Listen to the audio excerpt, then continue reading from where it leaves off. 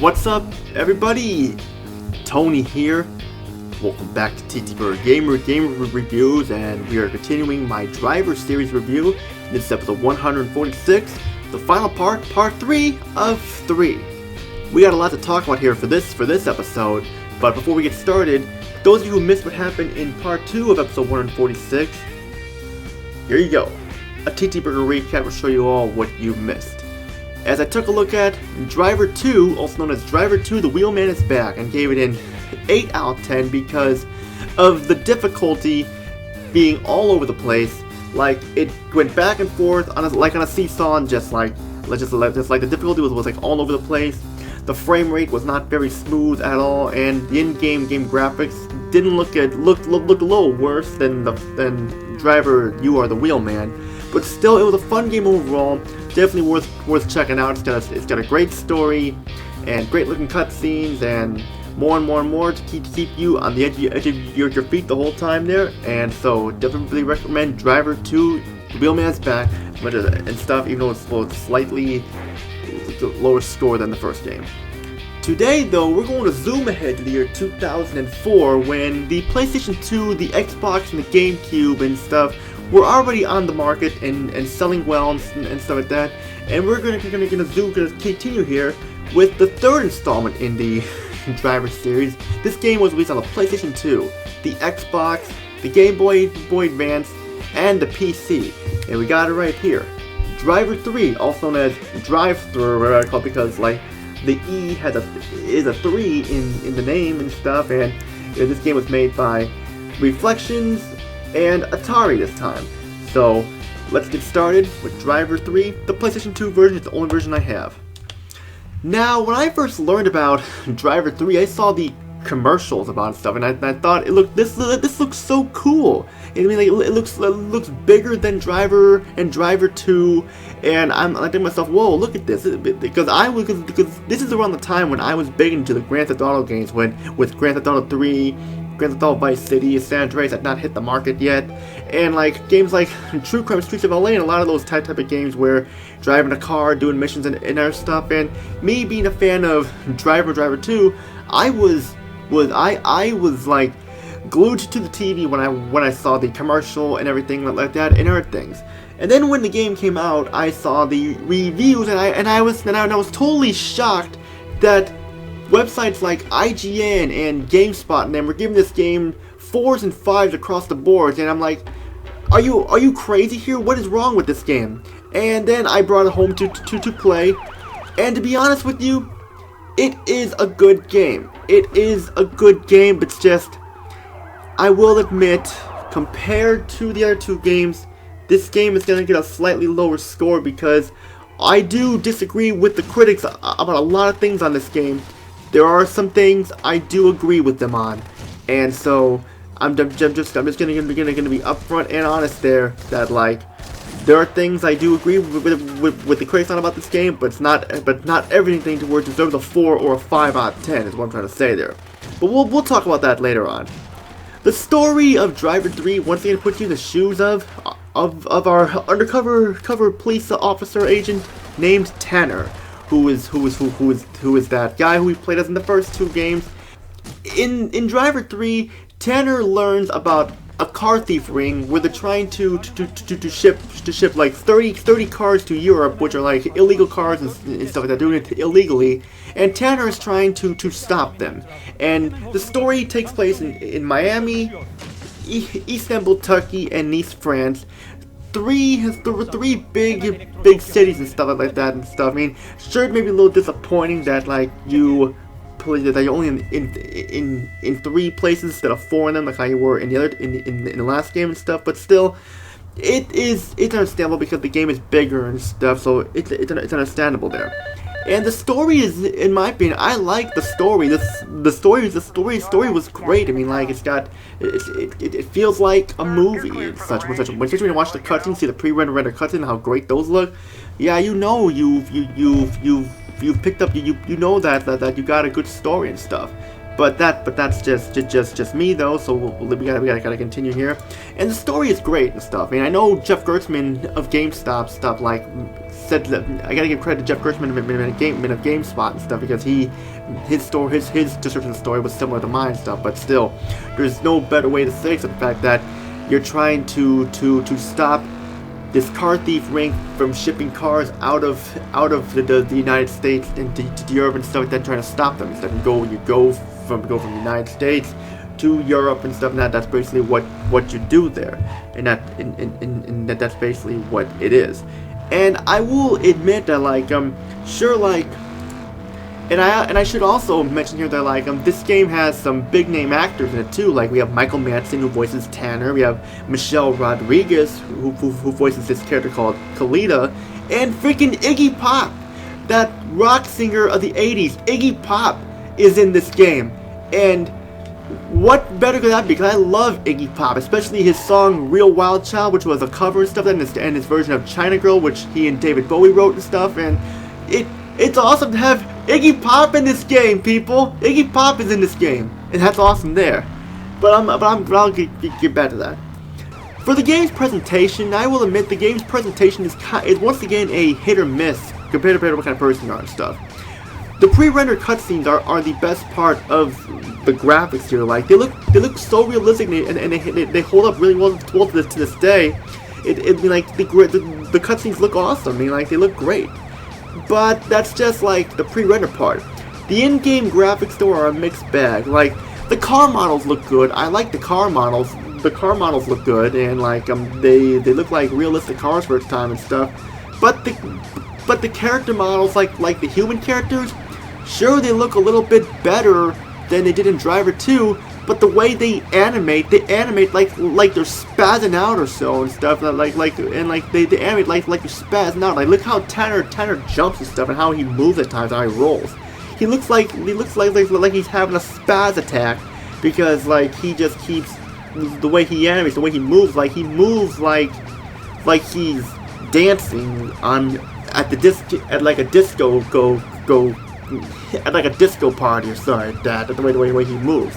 And like it's just, yeah, they could have animated better, but the frame rate is once again unstable. The frame rate is not very good. Like it dips at random times once again. Even when there's not much action going on, the frame rate can jump around and stuff too. I mean, I never played the Xbox version or the other versions, but all I can say is that like on the PS2 version does have some slowdown issues and stuff. I mean, the downs are there. They're not as notable as they were in like Driv3r, but the frame rate is still there when the action is getting hot, especially when you're turning your car and you're sliding out of control. Yeah, the frame rate is all over the place there and stuff. But not everything about the presentation is bad though. Like I mentioned, the car models look great, the explosions look nice and stuff like that, and the backgrounds look nice too. But my main complaint about that is that when it's dark out, the lighting is too dark. I understand it's supposed to be nighttime, but dear lord, why does it have to look so freaking dark where I can't see anything? And just, yeah, it's just, ugh. And especially when you're on the on-foot missions too, which I should mention there. This game, for a game called Driv3r, you are out of your car quite a bit in this game. And I know what you're thinking. Tony, you complained about nothing to do on the on-foot missions stuff in Driv3r. What do you complain about here in Driv3r? Well, simple. I wouldn't have minded this so much if there were more missions in your car instead of being on foot, because like I'll get to that in the gameplay though, but let's stay there. We'll talk about that later. Let's get back on track here. For the sound, I like the sound. Sound is really good. A lot of people complained about the voice acting and stuff because they thought the voice acting was too hammy and wooden and stuff, but the voice acting is fine. Michael Madsen does a great job voicing Tanner, and like Iggy Pop does a great job, and Kalita does a great. I mean, Michelle Rodriguez as Kalita does a good job too and stuff. So yeah, like the voice acting is fine. I mean, I like how they got these celebrity actors there, which was at the time a big thing. Of like a lot of games, it was hard to find celebrity actors to do voice and stuff. Like I know SSX Tricky was one of them. They had like Lucy Liu, Patricia Velasquez, and Biff Naked and Macy Gray did the voice certain people and stuff and all that stuff, which I will admit was cool and stuff. And like granted, all games had Michael Madsen and like a bunch of other like big name actors too and stuff like that and more. And yeah, that's what it is there. But a lot of people complain about the voice setting. I don't think the voice setting is that bad. The voice setting is not bad at all. I mean, it fits the characters really well, especially Michael Madsen as Tanner. I mean, you can't get a better Tanner than that. This is probably the best sounding Tanner out of the Driver series, in my opinion. And I am a big Michael Madsen fan too. So I know I'm sounding like a little biased here, but believe me, I'm not. I'm just a big fan of Michael Madsen. Is what I'm trying to say there. Music is awesome. I love the music. It's got a big variety of music. Like, it's got some like top-notch action movie tunes, and like got some like peaceful orchestral tunes, and of course got the rock tunes there, and it got some licensed music by Iggy Pop and more, and like Los Halos and stuff is another band tune and stuff, which the music is copyright, so I can't play any of the music, so I'm just saying there. But yeah, you get what I mean, though, people. You get what I mean. And like, sound is probably the best part. I mean, even the car engines sound realistic too. Like, some people complain about how the car engines sound too much like motorcycles. Well, would you rather if there was no sound for the car? Would you rather if that was the case? Because we can always just like make a car game, like let's say like a race game, like a driving game or so, like Baby Road Racing that has no sound at all for the most part. Would you rather if it was like that? Because we can just change that right now, is what I'm trying to say. But yeah, like sound is one of my favorite parts here. But now that I'm into the gameplay here, and this is where the problems, I agree with the Craigslist stuff. Like I said before, this is not a bad game at all. It's a good game, just not as good as the first two games, is what I'm trying to say. Like I mentioned, you're Tanner, and like you pretty much have the story mission, the take a ride mission, and you have to some mini games here and more. But the footage scene is from the main mode, the story mode and stuff, and you're basically like you're Tanner trying to stop the car thief ring in Miami from shipping the cars to Europe and stuff. Is what it is. But like I said before, like one of the main complaints that disappointed a lot of people is that you spend a lot of time out of the car, and like you basically do on foot missions where you fire weapons and stuff like that and trying to kill the bad guys and stuff. And this is one of the main complaints I have with it. It is very hard to aim your weapon because like your guns are so weak. It's hard for Tanner to aim the weapon and stuff, and it'll cost you the mission. You will die a lot in this game. Like how, I mean, like it's not as bad here as it was with Driv3r, but like, so considering since there's not that many checkpoints here, you're gonna be begging for some help and stuff. Like there is one mission in the game where you must destroy the Gator, this guy called the Gator's cruise ship, and to do that you gotta go buy C4s and stuff. You pretty much go on a boat. Yes, you can actually ride boats in this game too, which was the first in the Driver series here. But like the problem is that like you gotta go find C4s and stuff and stop at these other places too. And it's got enemies on it too, and they will shoot you in like very simple where you'll lose your boat. Thankfully you can get another one, and you can swim too, but Tanner swims way too slow. In fact, there's no sprint button either when you move, so like so Tanner just moves really slow. In fact, like trying to move Tanner, trying to control Tanner, it's like it just feels very stiff and weighted. Like he just doesn't move very fast. It's hard for him to aim, even with the auto aim on. Like you gotta get up close with the enemies and be sure you shoot them when the crosshair is red. Because if the crosshair does not turn red and when you're shooting them, it doesn't hit them. It's just weird. I know it's weird because like I know this game was in development for 4 years, but they rushed it out to compete with Grand Theft Auto San Andreas, and it caused a lot of these bugs and stuff. And yeah, it's just that. I mean, sure, there was a lot of graphical problems like that, but I didn't notice that many graphical issues, like aside from the frame rate and stuff, and some pop-ins and stuff in here and there. But that. But like, it's not that. I mean, I don't mind if they did on-foot missions. I just wish that they ironed them out more, so they'd be more fleshed out, more fun. Because when you're driving around, I like driving more, but there comes to some more problems here with the driving. Like, the driving is just like, it's hard to control the cars. Like the cars still feel very stiff and weighted. It's hard to turning is like a nightmare because like when you turn and stuff, it's like you're spinning out of control in your car, and to where like you will damage your car and stuff, and like if one crash then will seriously affect you. I mean, it's ironed out a little bit more than it was in Driv3r, but still, I mean, I know I'm saying that louder, but they did iron some stuff out a little bit better for Driv3r, but just like the way you have to control that car and stuff, it's especially when you're like trying to like avoid being shot by enemies or so, then yeah, it's gonna be a pain in the neck there. And also, once again, the difficulty is all over the place. Like, there are times where it's easy, and then it jumps up the hard and goes back down and stuff. And like, even though the opponent AI doesn't really put up much of a fight, they can whip you if you don't have a lot of health, or if you just like, or because how close you have to be to hit them to get them to die and stuff. So that is kind of weird there. And some of the missions are pretty hard and stuff. Yeah, but. Not saying the game is bad. It's just kind of a frustrating game, especially because like even when you drive and stuff like that, there are certain things that you can drive through, but other things like lampposts and streetlights, they're like solid and they'll like affect your progress immensely. The game is actually somewhat long. I mean, it's like it's kind of the same around the same length as Driv3r was, the Wheelman's Back and stuff, which was cool, but like.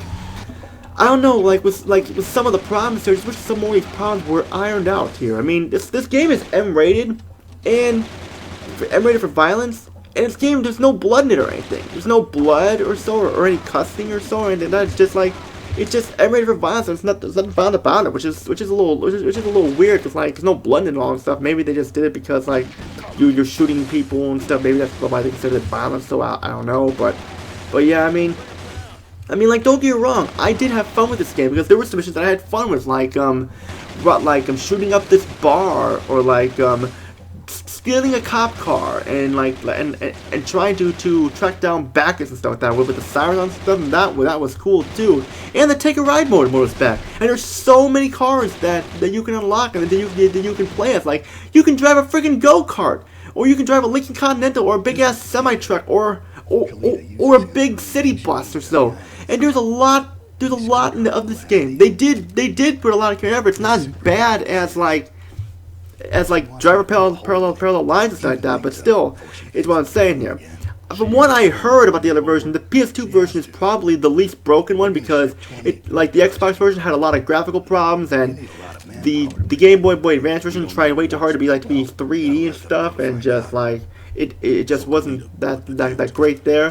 And the PC version I heard was the worst because of a bunch of crashes, and a bunch of you had to use the 5 button to shoot a weapon. You couldn't use the mouse or anything. You had to use the 5 button. I mean, it's just kind of awkward. I never heard of a game where you use the 5 button to shoot a weapon. But still, yeah.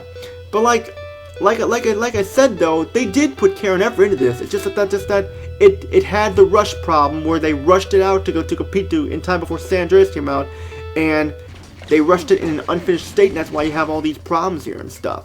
It's not the worst game ever. It's not completely broken to where the game is unplayable like Largo Winch, Commando SAR, Spawn the Eternal, Bubsy 3D and stuff. Like not like those games and stuff, but still.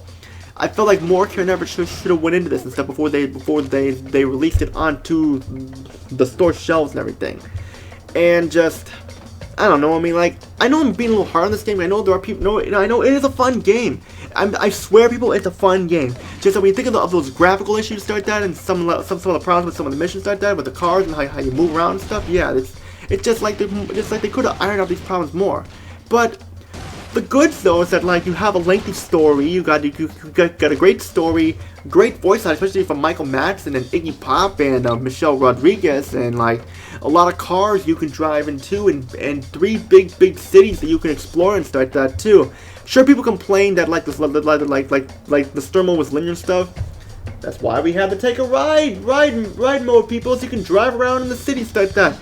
Sure, there's not much to do, but still, who cares? It's like that. Take a ride means you're taking a ride in the city. You can do what you want in it. That's why we had to take a ride mode, and that mode was fun, especially using the main car of the game that you start off with, which is like my go-to car in Driv3r here.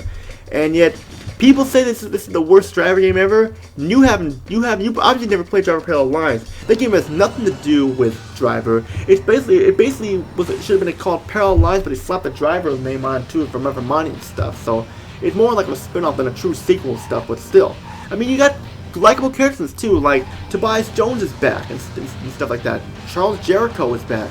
That Kane is back too from Driv3r 2. A lot of them are back, and you know what? they really drive the game forward. It's just that like they should have ironed out some of these problems more before releasing it to the shelf. We're trying to stay there.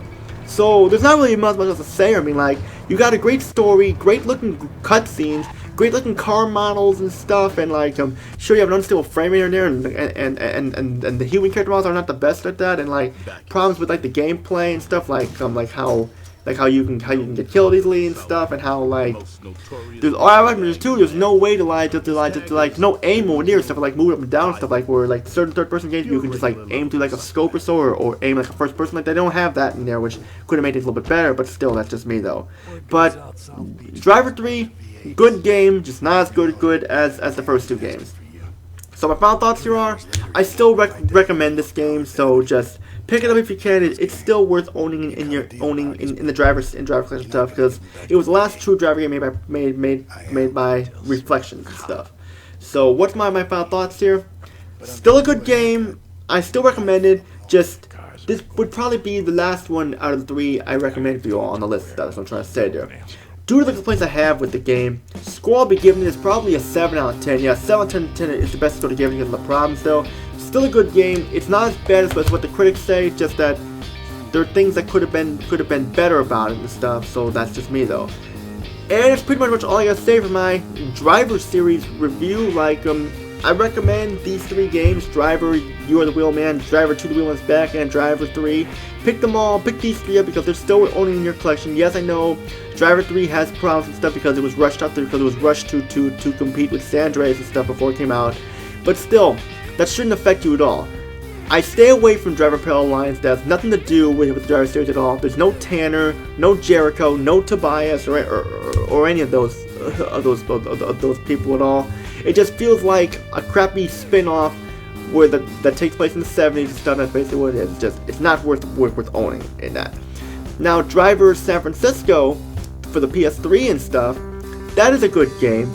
But I didn't touch it because it wasn't made by Reflections. It's a good game. It takes place after Driv3r 3 and stuff, because Driv3r 3 ended on a cliffhanger. Spoiler alert! I'm not gonna tell you what it is though, and it pretty much takes place exclusively in the car the whole time, and it's a fun driver game. Takes it back to its roots of the first game, and of course, like, no tutorial, no crappy tutorial mission either and stuff too. So you don't have to worry about that. Well, not crappy, but like no crappy tutorial mission for certain people and stuff. I'm trying to say, so I gotta talk better there, but. Yeah, that's pretty much all I gotta say though. You like what you saw here, feel free to subscribe, like the video, comment down below, and to join my Discord group, TTBurger Games United. There's always looking for more people to join, and just don't forget to check out part 1 and 2 of my Driver series review, like the Driv3r review, and more videos will be up. Will episode 147 hold for us? Well, will it be a single part, or will it be a multi-part? You'll have to find out next. All I gotta say is Tony, peace out, have a great day, and be safe. Drive safe and beat Tanner. It's like a quote from one of the cinematics in the game. So be safe, beat Tanner, beat T, and not, well, for my case, be safe and beat TTBurger. Be burgers, be burgerly safe. All I gotta say, peace out, everyone.